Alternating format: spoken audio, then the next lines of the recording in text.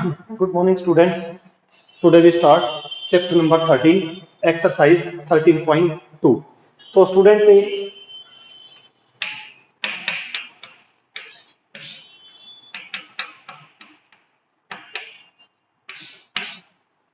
इस चैप्टर में अभी तक हमने क्या पढ़ा है। मैंने स्टार्टिंग में जो प्रोबेबिलिटी के बारे में बताया है, बेसिक चीज।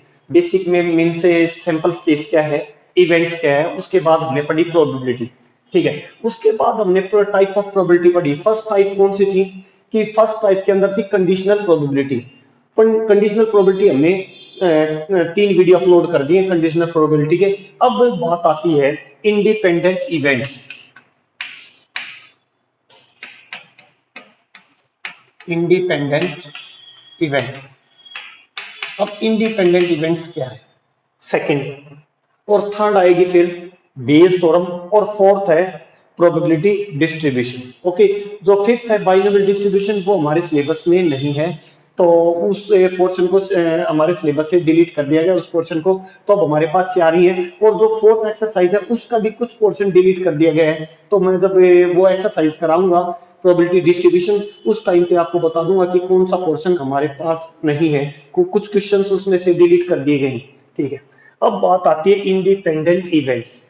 अब इंडिपेंडेंट इवेंट्स है क्या, पहले इसको एक्सप्लेन करता हूं, फिर इस एक्सरसाइज को करेंगे 13.2। इंडिपेंडेंट इवेंट्स के अंदर दो इवेंट्स हैं, ई एंड एफ। एक इवेंट है ई, एक इवेंट है एफ। तो E and F, if E and F are independent, means एक दूसरे से बिल्कुल different independent events, E and F are independent,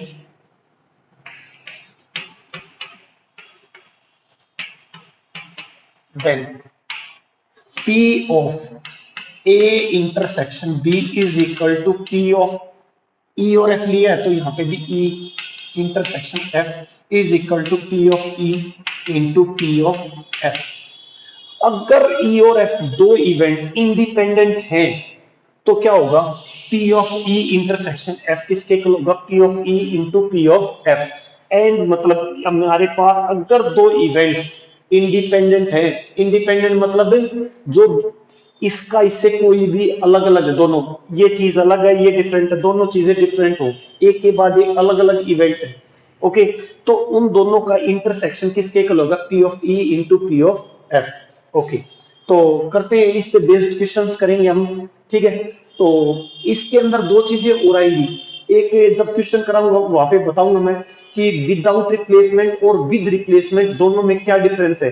main जो प्रोबेबिलिटी है, प्रोबेबिलिटी में बार बार ये प्रॉब्लम आएगी, तो उसको ध्यान से समझना कि विद रिप्लेसमेंट क्या है और विदाउट रिप्लेसमेंट क्या है, दोनों को मैं क्लियर करूंगा। तो करते हैं स्टार्ट, इसके क्वेश्चन करते हैं। तो अब हमें यहां से ये पता चल गया कि इंडिपेंडेंट इवेंट्स, अगर कोई भी दो इंडिपेंडेंट इवेंट्स हैं तो दोनों का इंटरसेक्शन किसके इक्वल होगा, P of E into P of F। तो जैसे फर्स्ट क्वेश्चन है एक्सरसाइज 13.2। फर्स्ट क्वेश्चन में P ऑफ A क्या गिवन है, P ऑफ A गिवन है 3/5 और P ऑफ B क्या गिवन है, P ऑफ B गिवन है 1/5।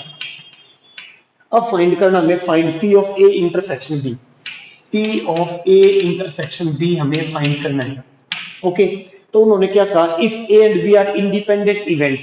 अगर ए और बी इंडिपेंडेंट इवेंट्स गिवन है तो हमारे पास क्या है कि P of we know that लिख देंगे कि if A and B are independent events, independent events, then P of A intersection B is equal to P of A into P of B। ये बात लिखनी है। क्लियर। अब P of A की value भी हमारे पास और P of B की वैल्यू भी है, तो यहां से P of A intersection B क्या आ गया, 3/5 इंटू 1/5। तो P of A intersection B is equal to 3/25। तो स्टूडेंट ये चीज आपको क्लियर होगी कि इंडिपेंडेंट इवेंट्स के क्वेश्चन कैसे करने हैं। ठीक है। नेक्स्ट आगे चलते हैं। तो मैं इसको रब कर देता हूं।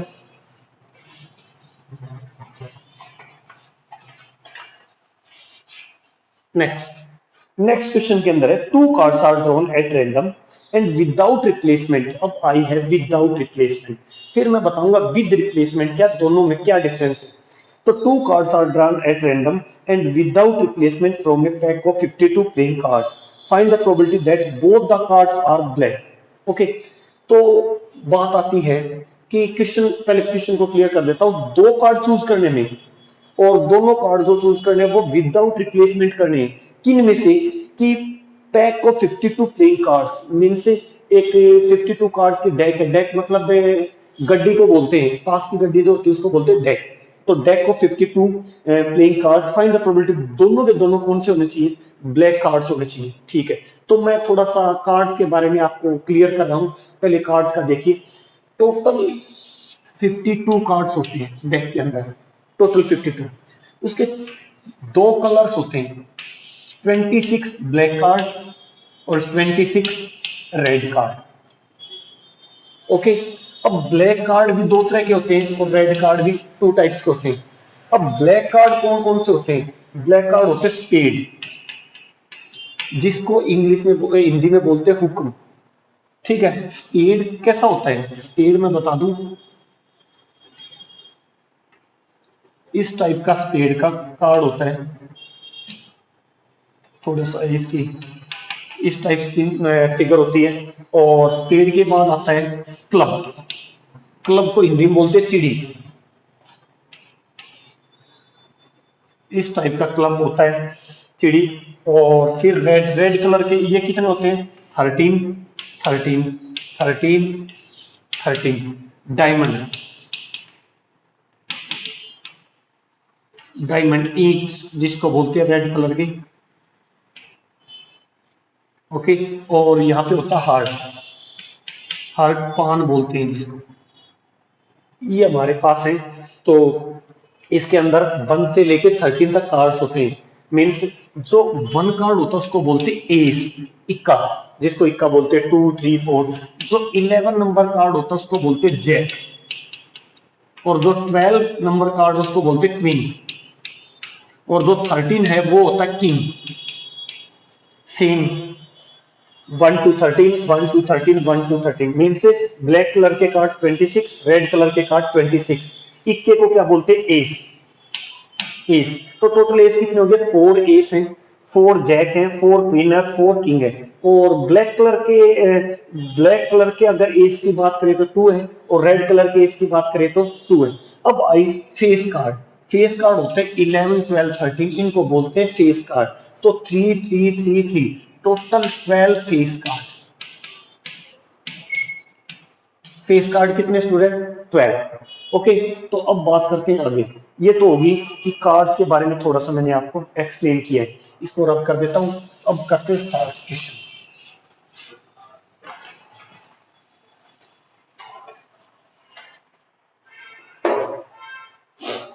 अब उन्होंने कहा टू कार्ड्स, अगर मैंने कहा, ध्यान से सुनना, कि विदाउट रिप्लेसमेंट क्या है।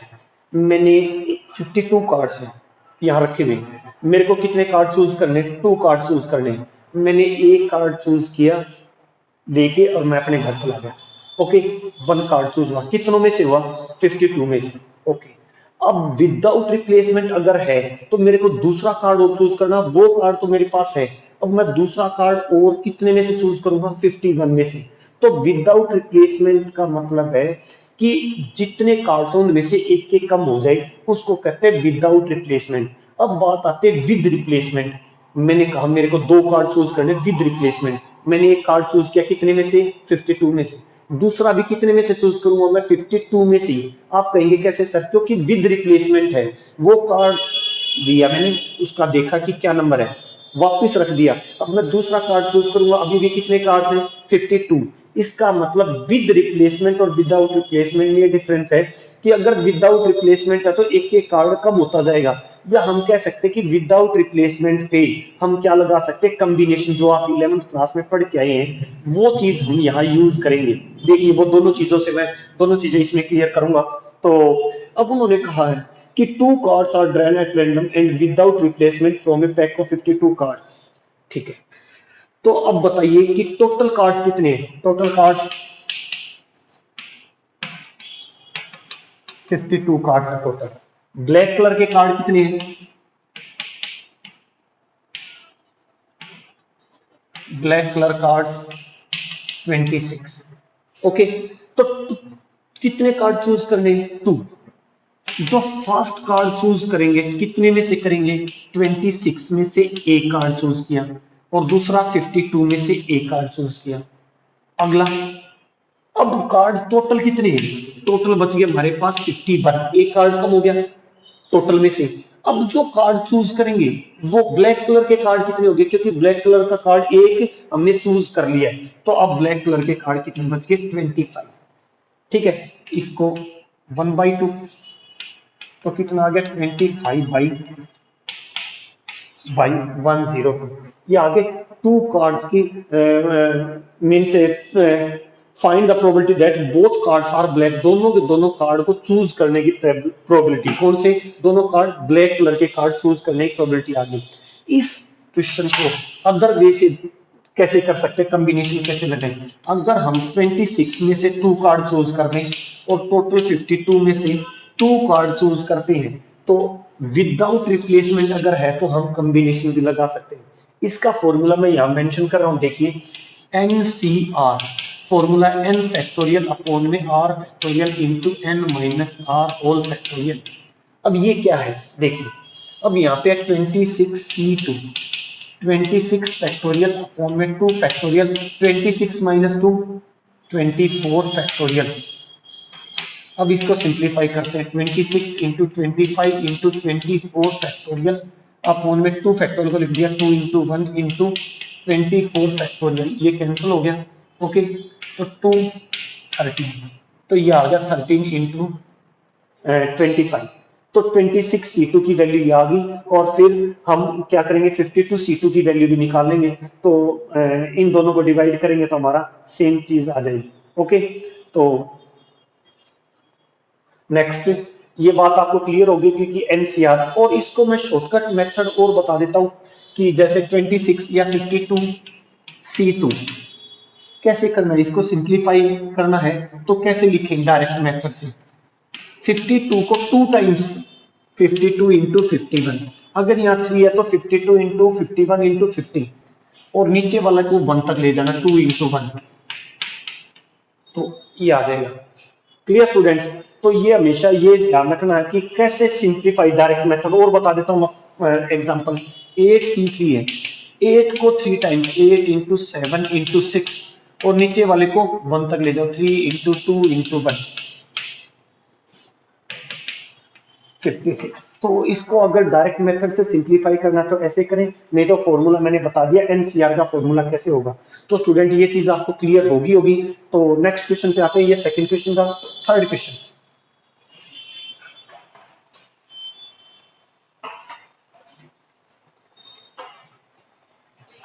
देखिए, थर्ड क्वेश्चन में, a box of oranges is inspected by examining the 3 randomly selected oranges for sale, otherwise it is drawn without replacement.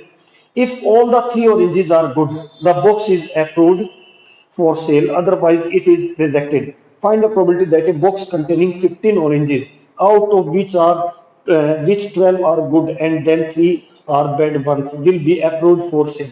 तो स्टूडेंट क्वेश्चन क्या है ये सुनिए, मैं अपने वर्ड्स में इस क्वेश्चन को एक्सप्लेन कर रहा हूँ कि जैसे मान लिया कोई स्टूडेंट है, उनके ऑरेंजेस का कोई गार्डन है, तो उनको क्या करते हैं वो कि बाहर ऑरेंजेस को सप्लाई करते हैं, बाहर ऑरेंजेस को सप्लाई करते हैं, तो क्या है कुछ ऑरेंजेस खराब भी आते हैं, और वो सारे के सारे ऑरेंजेस को खराब को फेंकते नहीं है, वो क्या करते हैं, जो एक बॉक्स है, बॉक्स बाहर जाता तो उस बॉक्स में टोटल 15 ऑरेंजेस ही फिल किए जाते हैं, मतलब 15 ऑरेंज डाले जाते हैं उस बॉक्स के अंदर जाने के लिए।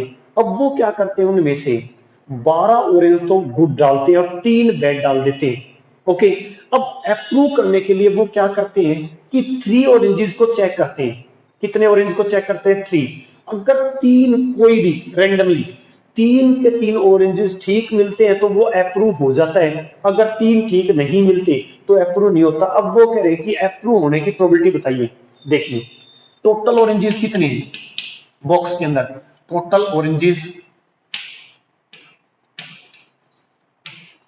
इन बॉक्स इज इक्वल टू 15 और गुड ऑरेंजेस कितने इन बॉक्स में, good oranges in box is equal to 12। Okay, और बैड कितने हैं 3। ये तो हो गया हमारे टोटल 15 बॉक्स के अंदर है, और गुड ऑरेंजेस टोटल तो ऑरेंज 15 थे, गुड कितने 12 और बैड कितने 3। अब probability of approve the box, probability of approve the box, box को अप्रूव होने की प्रोबेबिलिटी क्या है देखिए। अब भाई बात ऐसी है, टोटल में से 3 ऑरेंजेस चेक होंगे, टोटल कितने थे 15, मीन सैंपल स्पेस एक तरह से हम कह सकते हैं। टोटल कितने थे 15 ऑरेंजेस, उनको अप्रूव होने के लिए कितने ऑरेंज को चेक करते हैं 3। अब वो अगर टोटल की होगी, अब बॉक्स को अप्रूव होने के लिए अगर उसको जो चेक कर रहा है उसको तीनों के तीनों ऑरेंजेस गुड में से मिल गई तो अप्रूव हो जाएगा, अगर बैड में से एक भी मिल गया तो अप्रूव नहीं होगा। हमें किसकी फाइंड करनी है, अप्रूव होने की प्रोबेबिलिटी फाइंड करनी है। तो अप्रूव होने के लिए अगर 12 में से 3 ऑरेंजेस उसने जो चेक किए हैं वो मिल गए, मीन्स टोटल तो 15 में से 3। अब बात आती है अप्रूव कब होगा, ये अप्रूव होना ही हो, ये तो टोटल में से चेक करेंगे ही करेंगे। अब अप्रूव होने के लिए अगर वो 12 में से 3 ऑरेंजेस चेक किए और तीनों के तीनों बढ़िया है, क्यों गुड ऑरेंजेस में से, तो अप्रूव हो जाएगा। इसको सिंप्लीफाई कर लेते हैं। सिंप्लीफाई का मेथड मैंने बताया था 12 इंटू 11 इंटू 10 अपॉन में 3 into 2 into 1 upon 15 into 14 into 13 upon 3 into 2 into 1 cancel. Okay, तो क्या बचा, इसको और सिंप्लीफाई कर लेते हैं। 12 इंटू 11 इंटू 10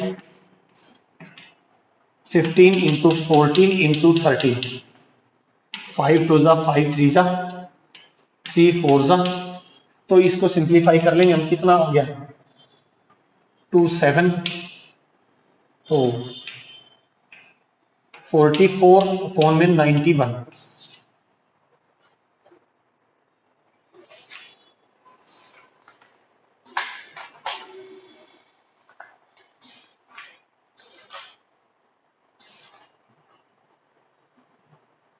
ओके, तो स्टूडेंट आंसर बिल्कुल करेक्ट है। तो ये आपको क्लियर हो गया होगा क्वेश्चन नंबर 3। नेक्स्ट क्वेश्चन पे आते हैं। तो 3 क्वेश्चन हो गए, 4th क्वेश्चन पे आए, क्वेश्चन नंबर 4। तो आपको विदाउट रिप्लेसमेंट और विद रिप्लेसमेंट में डिफरेंस का पता चल गया होगा कि विदाउट रिप्लेसमेंट क्या है और विद रिप्लेसमेंट क्या है। ठीक है, तो ये चीज मैंने आपको क्लियर कर दी है। A fair coin and unbiased die are tossed, question number 4। A fair coin and unbiased die are tossed, दो डाई को थ्रो कर रहा है। पहले सैंपल स्पेस क्या है, सैंपल स्पेस में आए ए फेयर कॉइन एंड बना लेते हैं, सैंपल स्पेस बनाया एक फेयर कॉइन और एंड अनबायस्ड डाई। देखो फेयर का मतलब जो भी नॉर्मल जो कॉइन होता है उसके एक साइड हेड और एक साइड टेल, उसको बोलते हैं फेयर कॉइन। अनबायस्ड, बायस्ड का मतलब होता है कुछ ना कुछ चेंज करके बनाया गया। अनबायस्ड मतलब जो नॉर्मल होती है डाई, मींस 1 2 3 4 5 6, जो 6 स्पेसिस हो 1 से 6 तक। ठीक है, तो H1 H2 H3 H4 H5 H6 T1 T2 T3 T4 T5 T6। Okay, ये तो बन गया सैंपल स्पेस। अब बात आती है, let A be the event head appears on the coin, head appears on the coin. A एक event बनाया, इवेंट के अंदर head appears H1 H2 H3 H4 H5 H6। A be the event head appears on the coin and B be the event 3 on the die। एक B event बनाया, 3 3 on the die, 3 कहाँ कहाँ H3 T3। Okay, अब probability A की find की, P of A is equal to total कितने number है N of A means number of elements in A event कितने हैं 6, N ऑफ B कितने हैं 2। ओके, तो अब प्रोबेबिलिटी फाइंड करनी है तो और नंबर ऑफ सैंपल्स केस में कितनी है, नंबर ऑफ एलिमेंट्स 12। ओके, तो पी ऑफ ए कितना आ गया, ए की प्रोबेबिलिटी मीन 6/12 और बी की प्रोबेबिलिटी क्या आ गई 2/12। अब दोनों का इंटरसेक्शन और कर लेते हैं, ए इंटरसेक्शन बी क्या आया दोनों में कॉमन x3। तो n of A intersection B क्या आया, नंबर n बोले तो number of elements in A intersection B means 1/12। Okay, तो probability of A intersection B is equal to, sorry number of elements आया 1, तो इंटरसेक्शन ए इंटरसेक्शन बी में क्या आया 1/12।